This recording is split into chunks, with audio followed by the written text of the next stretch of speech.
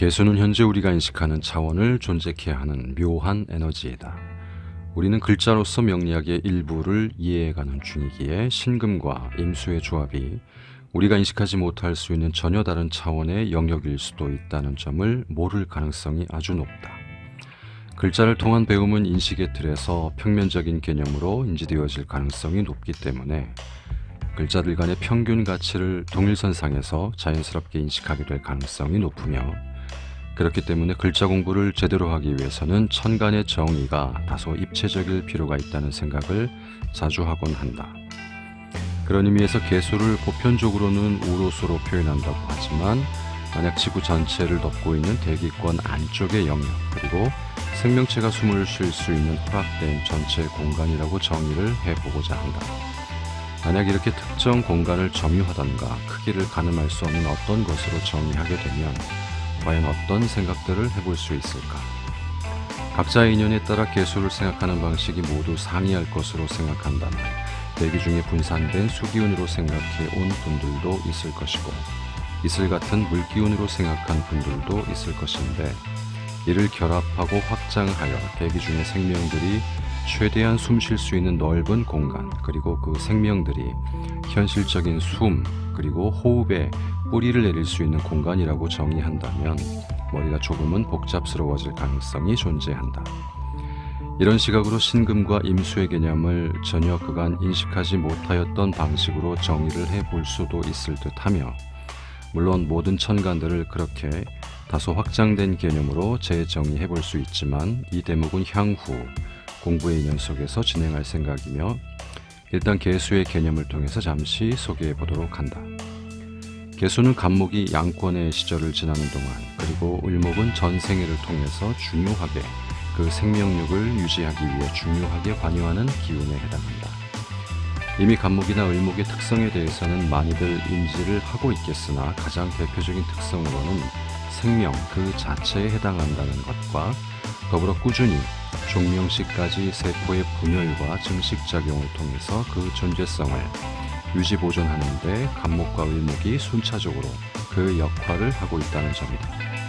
그렇기 때문에 어찌 보면 생명체들이 한편에서는 물질적인 에너지를 섭취하면서 그 생명 유지를 위한 에너지를 흡입하면서도, 대개의 모든 생명체들은 코를 통해 대기 중에 뿌리를 내리면서 그 체내에 흡입된 에너지와 더불어 대기 중의 에너지를 같이 연소시키고 있는데, 그 후자의 영역이 바로 개수에 해당한다.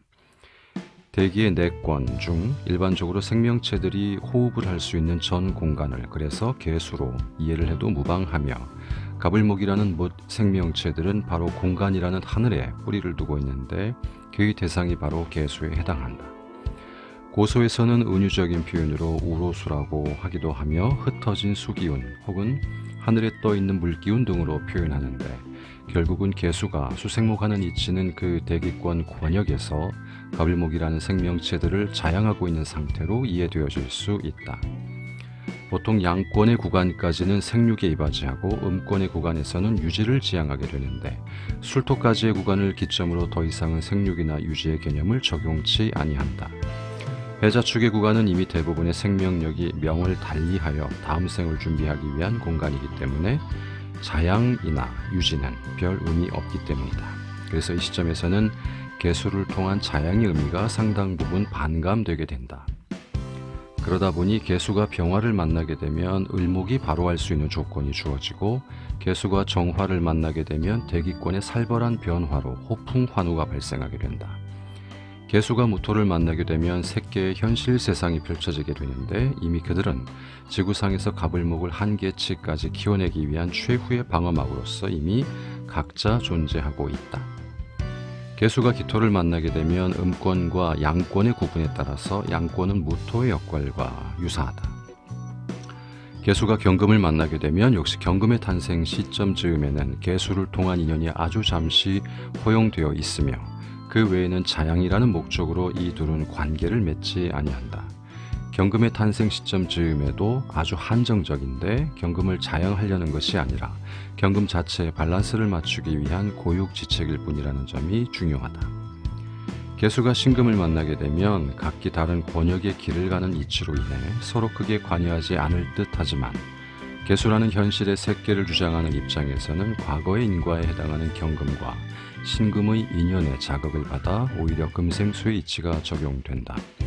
이는 매우 무거운 과거의 인과관계로 개수에게 전달되어주며 개수는 그 파장에 의해 다시 갑을목을 자행하게 된다. 개수가 임수를 만나게 되면 과연 어떤 현상이 발생하게 될까?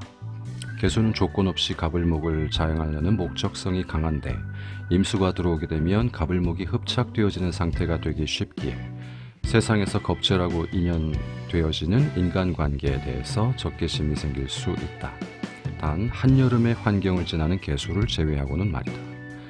특히 한겨울의 환경을 지나는 개수라면 이민년에 등장하는 임수의 행보를 아주 조심해야 하는데 그것은 본인의 의식에서부터 흡착과 소유의 마음으로 드러나게 되기 쉬우며 그 에너지가 유유상종으로 그러한 인연들을 불러오는 작용을 하게 될 수 있으므로 모든 운의 변화에 앞서 항상 본인의 의식이 어떻게 변화하고 있는지를 관찰하는 것이 가장 중요하다고 볼 수 있다.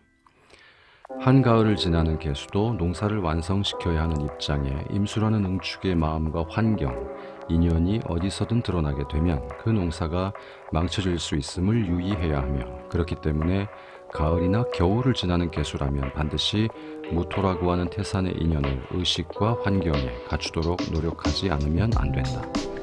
같은 집착과 흡착이라는 에너지라도 그 효용성이 발휘되는 때와 장소가 존재하는데 한여름의 한정적인 구간을 제외하고는 개수일간들은 혹 임수라는 심적, 물질적인 회임과 집착의 마음 여부를 잘 관찰할 필요가 있어 보인다.